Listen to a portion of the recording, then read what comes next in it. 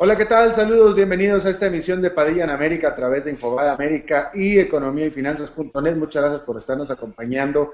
Vamos a hablar en esta emisión un poco más adelante acerca de, pues ciertamente la última nacionalización o expropiación en Bolivia. Hay que recordar que se expropiaron o nacionalizaron las compañías de servicios a los aeropuertos y esta es solo la última por parte del presidente Evo Morales de Bolivia. Pero antes tenemos que pasar a lo primero con Daniel Stico, editor de Economía Infobae, que nos da el cierre de mercados. Mi querido Daniel.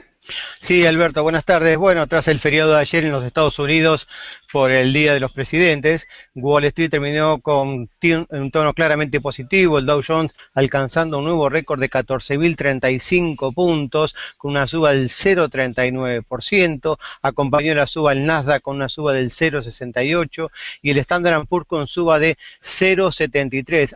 Los tres indicadores están moviendo con alza entre el 6 y 7% en estos 50 días de 2013 y más del 8 al 12% en lo que va de los últimos 12 meses. O sea que estos 50 días explican la gran performance que ha tenido la bolsa en los Estados Unidos. También acompañó la suba en México con una alza de 1,13% al conocerse expectativas de datos positivos de baja de desempleo. También aumentó el IPSA de Chile con 0,17%, la bolsa de venezolana también aumentó 1,35%, por el contrario, cayó 0,38% el Lima, el índice de Perú, bajó también 0,52 Brasil, pero en este caso es por efecto de la apreciación del real, o sea, en dólares Brasil sigue estancado, y el Merval de Buenos Aires subió 0,14, pero en dólares bajó casi el 2%. Entonces siguen los buenos tiempos en los mercados, mi querido Daniel. Siguen los buenos tiempos, está alimentado por la fuerte inyección de emisión monetaria por parte del gobierno de Estados Unidos, de Europa, Alemania, Japón, etcétera, pero los operadores dicen, ojo, que en cualquier momento va a haber una toma de ganancias y puede haber algunas jornadas de baja, pero claramente la tendencia es alcista. Así que hay que estar preparados para algunas sub y bajas, pero por ahora la tendencia americana es claramente alcista. Bueno, porque entre más alto volamos, más dura es la caída. Exactamente, por eso hay que tener cuidado y bueno, no engolosinarse, cuando hay buenas ganancias conviene tomarlas, ¿no? Yo por eso me mantengo yo en el nivel de la pobreza, mi querido Daniel, y no me meto esas cosas de invertir en acciones para que no me pase esas cosas. Me parece muy bueno, muy acertado, por lo menos no vas a tener problemas cardíacos. Exactamente. Tendré problemas de hambre, pero no cardíacos. Exactamente. Daniel Stico, editor de economía de Infobae, con el reporte de cierre. Muchas gracias, Daniel. Un Saludos. abrazo, hasta mañana. Bueno, pues Evo Morales, el presidente de Bolivia, lo hizo de nuevo y ahora nacionalizó las empresas operadoras de aeropuertos, una medida que para muchos es sorpresiva, pero también hay que recordar que viene de pues lo que es toda una tendencia, por no hablar de política, que todo, es toda una tendencia, por no hablar que es toda una política de nacionalizaciones y expropiaciones por parte de Evo Morales. Y hay veces que Bolivia, por su tamaño relativo, pues se pierde el radar, pero hay que recordar que junto con Argentina, junto con Venezuela, pues es un país activamente con una política de nacionalización de lo que ellos le llaman áreas estratégicas de la economía. Bueno, vamos a hablar de esto. Déjeme aclarar que nuestro invitado de hoy es alguien que cuenta con todo mi respeto, por supuesto, pero por el perfil que tiene, obviamente va a contar ya con la descalificación del gobierno de Bolivia por default. Así es que ya habiendo dicho eso, entonces déjeme le presento a mi buen amigo Carlos Sánchez Berzain. Él actualmente es director de la Inter-American for Democracy Institute, pero fue también ministro de presidencias anteriores de Bolivia. Carlos, me da mucho gusto saludarte. Encantado, un saludo Alberto, a ti y a toda tu audiencia. Bueno, a ver, el presidente, ponnos estos en contexto. El presidente Evo Morales nacionalizó las empresas operadoras de aeropuertos, aduciendo que éstas incumplieron con su contrato de operación porque no hicieron las inversiones prometidas o acordadas en los contratos. ¿Es así? Bueno, el tema de las nacionalizaciones del gobierno de Evo Morales hay que ver en el contexto de la posición política que ese gobierno representa y el grupo de naciones al que está afiliado. Ese es el socialismo del siglo XXI, Cuba, Venezuela, antiimperialismo, anticolonialismo, antieconomía de libre mercado, están contra el derecho de propiedad, y en ese marco Evo Morales ha venido desarrollando un conjunto de nacionalizaciones como lo ha hecho Venezuela, como lo ha hecho el Ecuador, como lo ha hecho Nicaragua. Evo Morales ha nacionalizado empresas no solamente españolas, sino de diversa procedencia en materia de producción y transporte de petróleo. El 1 de mayo pasado produjo una nacionalización contra capitales españoles.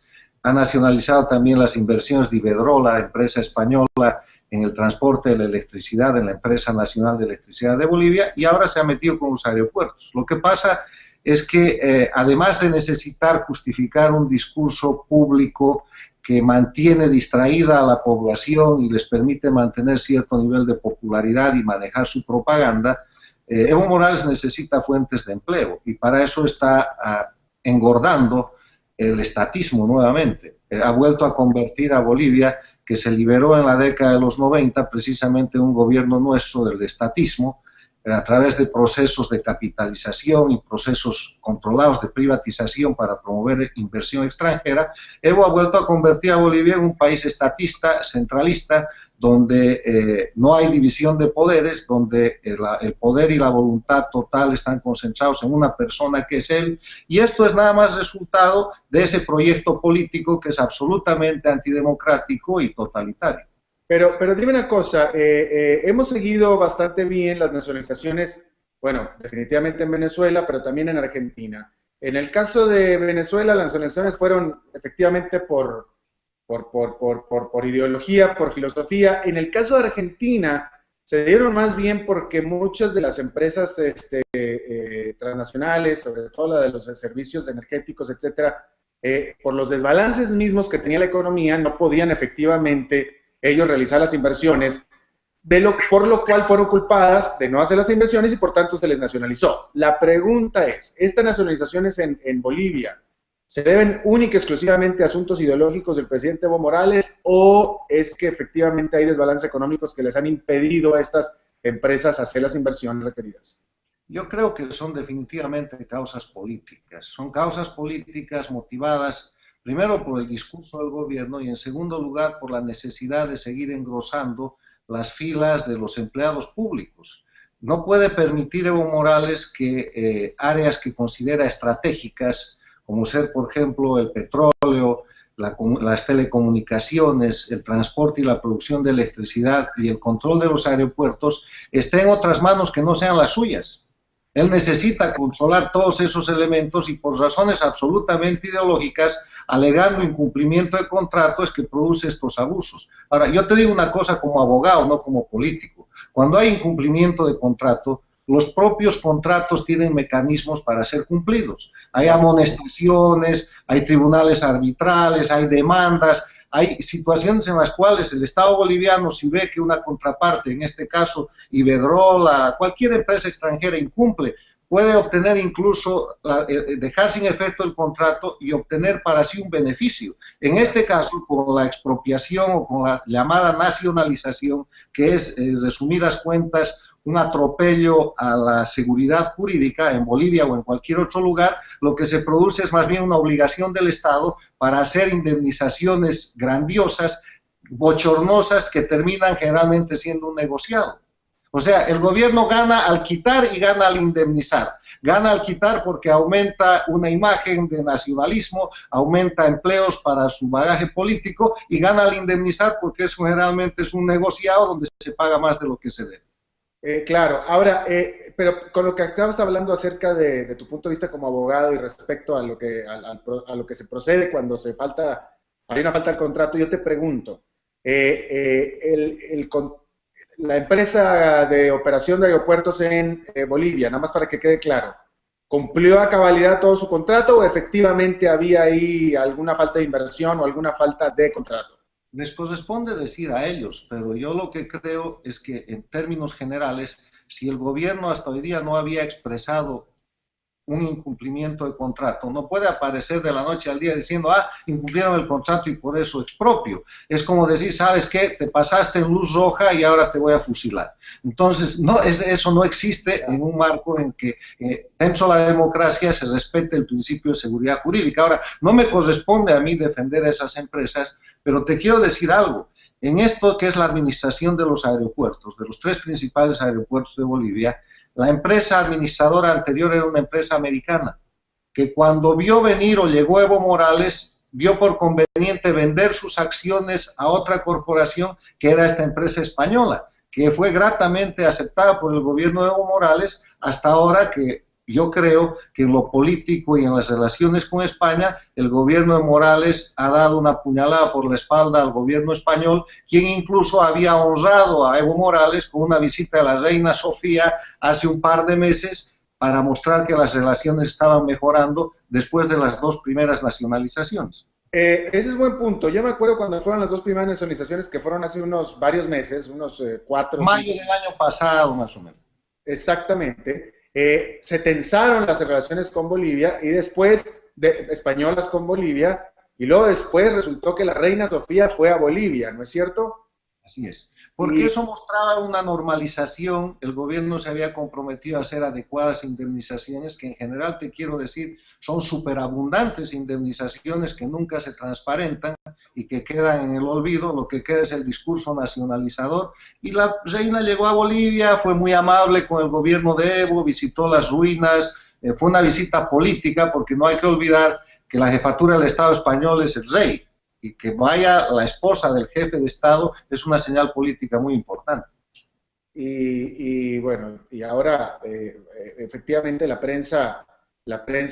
señales que tenemos desde España es que España estaría bastante molesta con esta decisión, ¿no es cierto? Sí, pero más allá de eso, Alberto, yo te quiero decir, puede ser que mañana Evo Morales diga, por su gobierno, vamos a indemnizar, haga una indemnización jugosa que convenga a los empresarios españoles y estos se retiren, se callen y cambien su disgusto, porque son hombres de negocios.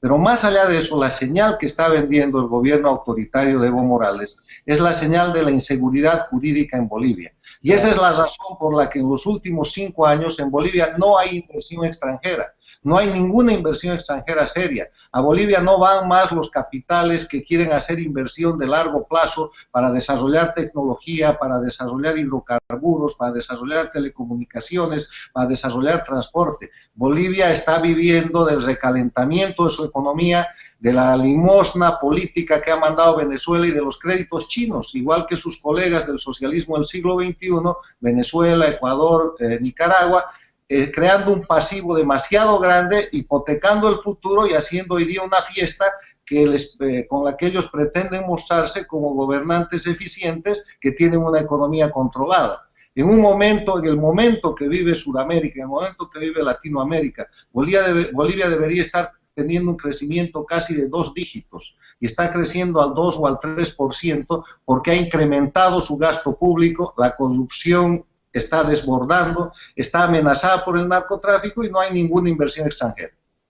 Ahora, lo que me lleva a un punto muy importante, que es el de la economía. ¿De dónde está sacando, si es que está sacando, los recursos suficientes Bolivia, el presidente Evo Morales, para hacer estas indemnizaciones? Porque, pues, como estás bien diciendo, no solamente hay que pagarlas, sino que se está pagando bastante bien. Entonces, ¿de dónde está sacando el dinero? Del Tesoro. El Tesoro tiene dinero porque las exportaciones de los minerales y del gas, que han bajado en volumen, han subido en precio.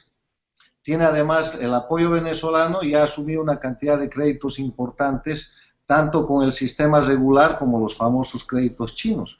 El gobierno de Evo Morales, en la parte lícita, digamos, es un gobierno perfectamente asistido económicamente porque no ha cambiado el modelo económico. La nueva política económica que instauró mi partido en el gobierno del doctor Paz Estenssoro el año 85 para frenar la hiperinflación continúa vigente en Bolivia. Lo único que han tocado de esa política económica ha sido la falta de respeto a la inversión y han llevado a la estatización todas las empresas que fueron adecuadamente capitalizadas.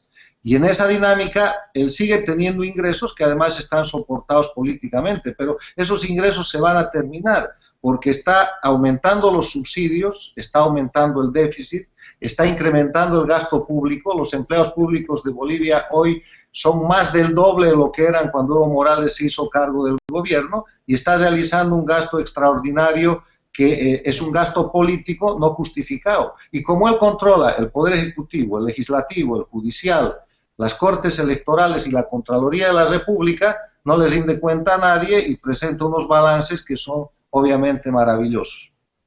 Bueno, hoy por hoy entonces, bueno, primero que nada, ¿cuál es la inflación de Bolivia? ¿Es problema hoy la inflación? La inflación está relativamente controlada, pero los problemas económicos de Bolivia hoy día son primero el desempleo. En Bolivia no hay un empleo regular, no es verdad que el gobierno de Evo Morales ha mejorado el empleo, ha crecido el subempleo en la línea de lo que es la producción de coca y la producción de cocaína. Bolivia ha vuelto a ser el tercer país productor de droga y tiene como mercados principales hoy por hoy Brasil, Argentina y Europa. El otro tema económico muy grave es la subvención a los hidrocarburos. Evo Morales dejó sin efecto el sistema de bolsín de ajuste automático para el precio de los hidrocarburos que se había instaurado en el gobierno de Paz Extensor. Y él está soportando una subvención de alrededor de $1.000 millones porque hoy día el petróleo en Bolivia vale lo que valía hace 5 o 6 años. Claro. Y la subvención la paga el Estado. El otro problema que tiene es el crecimiento del sector público, de los empleados públicos que han crecido sobre todo en este tipo de dependencias de carácter político. Y el otro problema es el gasto irrefrenado de los organismos de seguridad y de la propia Presidencia de la República, que se ha comprado avión nuevo, que hace estadios por todo lado, que viaja y que derrocha el dinero de los bolivianos, y solo es cuestión de tiempo para esperar ver en Bolivia un proceso hiperinflacionario en cuanto los precios de los minerales tengan un pequeño bache. Bueno, ese es buen punto, porque el modelo del socialismo del siglo XXI, como lo hemos visto, que no es otro que el modelo populista de los 60s y los 70s en América Latina, y no estoy siendo ideológico, es que son las mismas medidas. Yo pido a los que nos vean que vayan a ver la historia económica de nuestra América Latina toda antes de los años 80, y es exactamente los mismos tipos de decisiones que se están tomando ahora en el socialismo del siglo XXI. Pero bueno, habiendo dicho esto, y de acuerdo con lo que tú dices, Carlos, el modelo de socialismo del siglo XXI funciona muy bien mientras tenga ingresos, mientras haya una fuente de financiamiento, que en este caso son la minería y los hidrocarburos en Bolivia. El problema viene cuando los gobiernos empiezan a gastar más de lo que ingresan, que es lo que les está pasando a Argentina y a Venezuela. Ahí es donde viene el problema, y pareciera que indudablemente hacia allá es hacia donde va justamente el socialismo del siglo XXI siempre. Mira, el mejor ejemplo que te puedo mostrar para ese modelo es Cuba, que está en crisis económica desde hace años. Venezuela acaba de entrar en una crisis que no va a terminar sino en una gran confrontación y una crisis total, porque acaban de devaluar el bolívar y esto va a seguir para adelante. Se mataron la gallina de los huevos de oro, que es PDVSA. Venezuela está súper endeudada. Chávez se desmandó en gastos políticos, no solamente en América Latina, sino en el mundo, y Venezuela hoy día es un país con crisis económica. La Argentina va por el mismo camino, está ya en un proceso de crisis o precrisis con una clase media que está reaccionando contra el gobierno. Bolivia está un poquito más atrás y más demorada que Bolivia está el Ecuador, que está protegido porque está dolarizado. Entonces, un país, el socialismo del siglo XXI dolarizado, es un país que tiene algún tipo de blindaje para estos procesos hiperinflacionarios, pero todos los demás países van en ese camino, y lo que el socialismo del siglo XXI ha de terminar dejando es crisis económica, crisis política y un proceso de confrontación a nivel nacional. Claro, bueno, hay que destacar también que otro líder del socialismo del siglo XXI que ha sido bastante pragmático, sorpresivamente, y también por debajo del radar, es Daniel Ortega. Él no ha hecho muchas nacionalizaciones tampoco. Daniel Ortega es un líder curioso del socialismo del siglo XXI, tal vez por su gran experiencia política. Él es un hombre que primero no persigue a la oposición, tranza con ella. Ha sacado a Alemán de la cárcel, se ha agarrado los votos de él, eso le ha servido para gobernar, después para ser reelecto. Tolera una oposición, pero no hay, yo te puedo decir que no hay la persecución política que hay en Bolivia, en el Ecuador, en Venezuela. La segunda cosa, convive muy bien con las empresas extranjeras, con la inversión extranjera. No nacionaliza a nadie, hace arreglos. La tercera, disfruta de la buena vida, tiene un coche de casi $200.000, un Mercedes-Benz último modelo, en el que se luce abiertamente y no necesita violar marcadamente la Constitución para prorrogarse, está preparando a su esposa para ser la próxima candidata, o sea, digamos, es un socialismo del siglo XXI light, acomodado a lo que el sistema democrático interamericano puede tolerar. Yo he buscado aquí en Estados Unidos exiliados de Nicaragua y existen los exiliados de la época de la guerrilla. De hoy día la gente va y viene, tiene un nivel de tolerancia, en cambio el exilio boliviano sigue creciendo, el exilio ecuatoriano está en aumento, el autoexilio argentino es una barbaridad, y no te voy a decir, la ciudad del Doral en Miami ya tiene alcalde venezolano, porque los venezolanos son mayoría en esa y en otras ciudades. Claro, y quedándonos nada más para agotar el tema de Nicaragua, también como lo anotan los que conocen bien el país y los que conocen bien a Daniel Ortega, que mucho ayuda el hecho de que en el tiempo que Daniel Ortega estuvo no en la presidencia, se convirtió en empresario. Entonces el señor sabe lo que es ser empresario y no en balde ratificó el Tratado de Libre Comercio, nada menos que con Estados Unidos. Sí, entonces es el único país del socialismo del siglo XXI que tiene tratado de libre comercio con Estados Unidos. Yo te diría que Nicaragua en este gobierno recibe todos los beneficios del socialismo del siglo XXI porque hay cantidad de empresas bolivarianas del café, de la leche, de la ganadería, empresas pintadas de rojo con inversión chavista, con inversión venezolana, que es una manera de generar una movilidad económica, pero en el otro lado está de muy buena mano con los inversionistas extranjeros a quienes no ha tocado y a quienes más bien les ha mostrado que en Nicaragua hay un marco de seguridad jurídica, que es lo que finalmente se quiere, porque yo te digo una cosa, Alberto, para la seguridad y para la buena vida de los ciudadanos en nuestros países, aquí en el siglo XXI ya no hay derechas ni hay izquierdas. ¿Hay democracia o no hay democracia? Y democracia quiere decir libertad, quiere decir garantías, quiere decir la posibilidad de que un país sea previsible, que sabes cuándo hay elecciones, que sabes que la Constitución se respeta, que sabes que cualquier gente que viene de abajo puede llegar a ser gobierno y que el que es gobierno puede dejar de serlo. Eso es democracia, eso es lo que la gente quiere, tranquilidad, quiere mandar a los hijos a la escuela, que tengan mejor futuro, claro, tener empleo, tener seguridad social y salud. La inseguridad, que tú la puedes ver en Venezuela, es el crimen creciendo, la gente que va al mercado y no tiene que comprar o no tiene con qué comprar, la gente que está en una situación que no sabe qué va a pasar mañana porque no se sabe si su presidente está en Caracas o sigue en La Habana, si habla o no habla, si tiene sucesor o no tiene sucesor, o en Bolivia que no sabes si en la empresa que estás trabajando hoy día, mañana va a aparecer el Estado como dueño y te van a poner unos soldados diciendo que esa empresa incumplió su contrato. Por supuesto, por supuesto. Bueno, pues Carlos Sánchez Berzain, director del Instituto Interamericano para la Democracia, ex ministro boliviano, te agradezco muchísimo tu buena disposición a charlar con nosotros. Encantado y felicidades por ser una vía por la que todavía se puede hablar, porque yo te quiero decir, para terminar, que hay otra característica de Venezuela, Bolivia y Ecuador. Los gobiernos se han hecho dueños de todos los medios de comunicación. Y de los que no se han hecho dueños les han puesto la tenaza suficiente para que o no entrevisten o no hablen o no toquen los temas que no les convienen.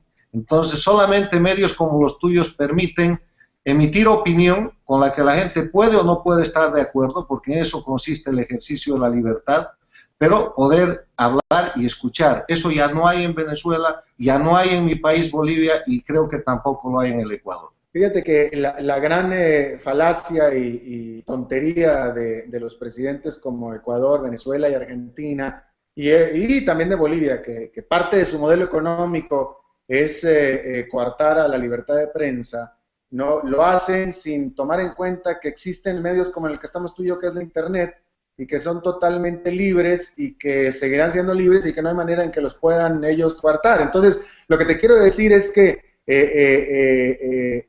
cometen la tontería de atacar la libertad de prensa sin saber que no la pueden controlar porque las redes sociales y la internet son totalmente incontrolables. Pero bueno. Gracias a Dios que la tecnología está terminando con los tiranos. Te digo una frase para Cuba. Cuba sigue siendo una isla, pero ya no es una cárcel. Gracias al internet, gracias al Twitter, gracias a este tipo de medios de comunicación alternativos, que han roto las barreras de lo que antes era una cárcel cerrada. Venezuela, Bolivia, Ecuador han tratado, la propia Argentina, de construir esa cárcel, pero no pueden, porque ellos saben que en la medida en que exista una opinión pública informada y con alternativas, no van a poder consolidar su poder autoritario y eso es lo que les está pasando. Claro. Carlos Sánchez Berzay, muchísimas gracias por tu tiempo y tus palabras. Encantado, Alberto, y felicidades. Gracias. Bueno, es todo lo que tenemos por esta emisión de Padilla en América a través de infobadeamerica.com y de economiafinanzas.net. Muchas gracias. Nos vemos en la próxima y que la pasen muy bien.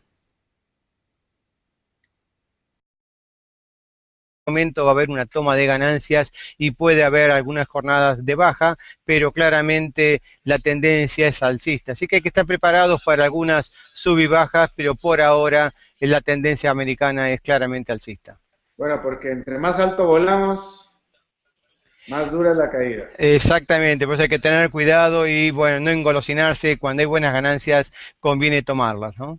Yo por eso me mantengo yo en el nivel de la pobreza, mi querido Daniel, y no me meto en esas cosas de invertir en acciones para que no me pase esas cosas. Me parece muy bueno, muy acertado. Por lo menos no vas a tener problemas cardíacos. Por el contrario, cayó 0,38 en Lima el índice de Perú, bajó también 0,52 Brasil, pero en este caso es por efecto de la apreciación del real, o sea, en dólares Brasil sigue estancado, y el Merval de Buenos Aires subió 0,14, pero en dólares bajó casi el 2%. Entonces siguen los buenos tiempos en los mercados, mi querido Daniel. Siguen los buenos tiempos, está alimentado por la fuerte inyección de emisión monetaria por parte del gobierno de Estados Unidos, de Europa, Alemania, Japón, etcétera, pero los operadores dicen, ojo, que en cualquier momento.